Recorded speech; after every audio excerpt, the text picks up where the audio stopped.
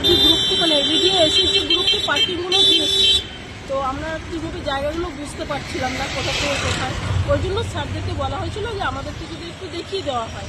আর তাছাড়া বেশিরভাগ গাড়িও দেখা যাচ্ছে পার্কিংয়ের মধ্যে যাচ্ছে না, সাইডে দাঁড় করে দিচ্ছে রাস্তার ওপরে। এবার আম পাবলিকের তো অসুবিধা হচ্ছে না, সেই জন্য স্যাররা বেরিয়েছেন আমাদের সাথে জায়গাগুলো দেখিয়ে দেওয়ার জন্য।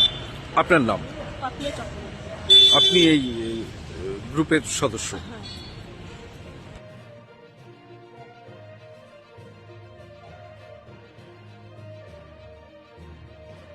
आदमी लोग रेगुलर यहाँ पे रह रहा है उसके लिए समस्या है। जो रेगुलर आके ऑफिस कर रहा है अब उसको पार्किंग में जाके पैसा अपना इन्वेस्ट करना पड़ेगा, अलग से खर्चा आदमी आएगा। ये जो बाइक वाला इतने सारे लोग, अब ये लोग अलग से इन लोगों को पैसा निकाल के देना होगा ना। अब हमारे लिए कुछ फ्री नहीं रहा, सब चीज के ऊपर में गवर्नमेंट पैसा या म्यूनसिपलिटी की तरफ से पैसा चार्ज कर रहा है हर चीज के लिए। ये सारा चीज है। आपका नाम? Manoj Singh, designation? Branch manager, Tata garage.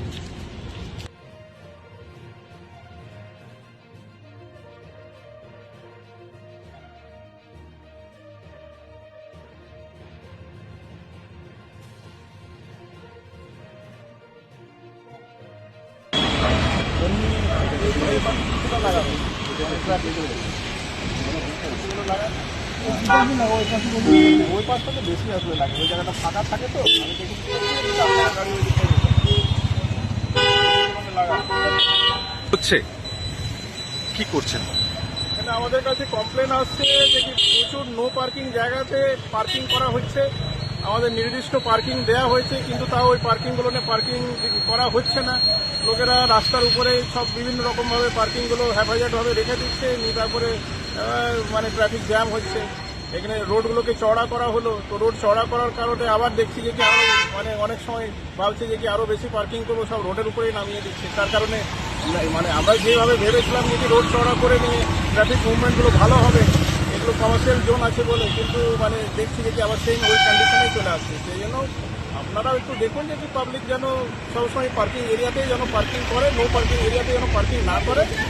আর এখন পুলিশকেও বলা হয়েছে, পুলিশ কিন্তু পেনাল্টি করতে চলেছে নো পার্কিং এরিয়াতে পার্কিং করতে গেলে। আজকে স্যার এই কর্মসূচি কি এডিডিএর পক্ষ থেকে এখানে স্যার আপনার নাম পরিচয়? সৌরভটা, এখানে আমি এডিডি অফিসে টাউন প্ল্যানার আছি। এতদিন ধরে এখানে গাড়ি দাঁড় করাচ্ছি এবং অফিসে কাজ করছি, এবার এইবার পার্কিং সরে গেছে, আপনারা ওখানে পার্কিং করতে হয়, ওদের নির্দিষ্ট রেট আছে, ওই রেট নিয়ে পরে আপনাদেরকে ওখানে পার্কিং করতে হবে। যদি নিজের বিল্ডিংয়ে নিজের প্রপার্টিতে কারো জায়গা না থাকে, অন্য প্রপার্টিতে যদি কাউকে কোনো জিনিস রাখতে হয় বা ইউজ করতে হয়, তাহলে ওকে তো ভাড়া তো দিতে হবে। আপনিই বলুন ভাড়া দিতে হবে কি দিতে হবে না? অন্য প্রপার্টিতে যদি আপনি, ওটাই তো বলছি, এখন তো সব জায়গাতেই ভাড়া চালু হয়ে গেছে, মানে কোনো আর ফ্রি প্যাসেজ থাকছে না। যেখানে গভর্নমেন্ট এখানে ভাড়া নেওয়া, এই জায়গায় এখানে ভাড়া দেওয়া।